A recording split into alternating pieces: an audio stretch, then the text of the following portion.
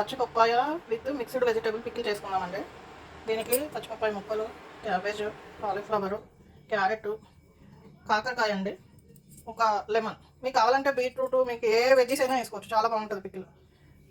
పచ్చిపప్పాయ పోపు వేసుకున్నామండి. దీనికి శనగపప్పు, మినపప్పు, జీలకర్ర, ఆవాలు, ఇంక కూడా వేసుకోండి, చాలా బాగుంటుంది. వెల్లుల్లిపాయ చింతకొట్టు వేసుకోండి, కరివేపాకు. పప్పు చల్లారిన తర్వాత కారం వేసుకోవాలండి. ఈలోపు మనం 1 by 1 గిన్నెలోకి వేసుకొని కలుపుకుందాం, మిక్స్ చేసుకుందాం అన్ని. క్యారెట్,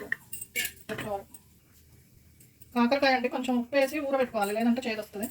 పచ్చిపప్పాయ ముక్కలు, ఒక లెమన్ వేసుకోండి.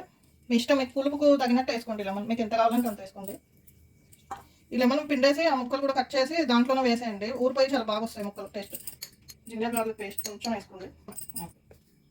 సాల్ట్ అంటే మీకు ఎంత కావాలో అంత వేసుకోండి, మీ టేస్ట్ తగినట్టు. ఆవాలు జీలకర్ర పిండి అండి, ఇది పొడి. ఆవాలు జీలకర్ర పొడి. మెంతి పిండి కన్నా ఆవపిండి కొంచెం ఎక్కువ ఉంటే చాలా బాగుంటుందండి టేస్ట్. కారం మీకు ఎక్కువ అంటే ఎక్కువ, తక్కువ అంటే తక్కువ అండి. జస్ట్ ఇది అంచుకు తినేలాగా ఉంటేనేమో తక్కువ వేసుకోండి, మీరు అన్నంలో కలుపుకుంటా అంటే ఎక్కువ వేసుకోండి. కొంచెం పసుపు. పూర్తిగా చల్లారిన తర్వాతనే వేసుకోవాలండి ఈ పోపు, లేదంటే ముక్కలు బాగా మెత్తగా అయిపోతాయి, టేస్ట్ పాడైపోతుంది.